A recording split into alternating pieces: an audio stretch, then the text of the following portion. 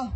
For Rødts del så har vi fra dag 1 ropt sammen med den kurdiske befolkningen, og som kurder er jeg stolt av å være med i Rødt som sier Beji Berkhodane Rojava. Beji Berkhodane Rojava.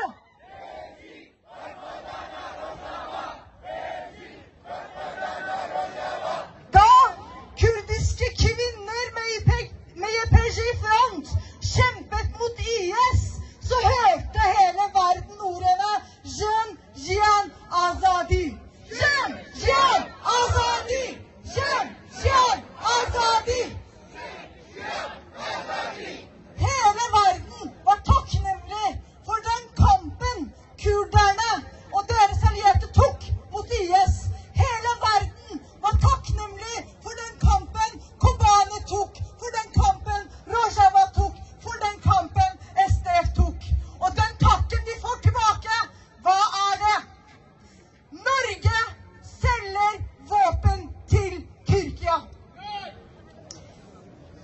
Med en gang Assad falt, så var det mange som tenkte nå blir det fred.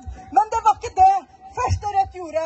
Det første vi gjorde var at Bjørnar Moxnes sendte spørsmål til utenriksministeren og sa hvordan kan dere garantere for kurdernes sikkerhet? Hvordan kan dere garantere at tyrkiske våpen ikke havner i hendene på jihadister? Hvordan kan dere garantere at norske våpen i Tyrkias hender ikke dreper kurdere? Hvordan kan dere garantere det? Og det kan de ikke. Derfor sier vi nei til salg av våpen til Tyrkia. Så handler Rojava og kampen som kjempes om flere ting. Det handler om hva slags samfunn og framtid vi skal ha. Skal kurderne få leve i fred? Skal kvinner være frie? Skal mennesker leve sammen uavhengig av hvor mye penger de har, hva slags religion de har, hva slags språk de snakker? Skal vi ha folkestyre, eller skal vi fortsette å ha undertrykkelse? Det er det som er spørsmålet i Rojava. Og vi vil at folket skal seire. Derfor sier vi Beji Berkhodane Rojava.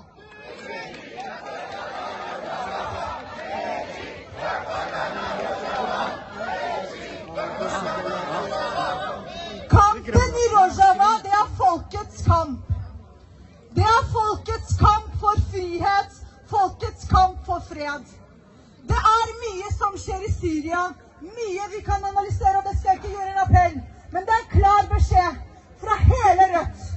Fra Rødt i Oslo, fra Rødt på Stortinget, fra Rødt over hele landet. Beskjeden er at kurdernes enhet, den er også vår enhet. Vi står med det kurdiske folket i solidaritet for alltid, fram til det blir et fritt Kurdistan.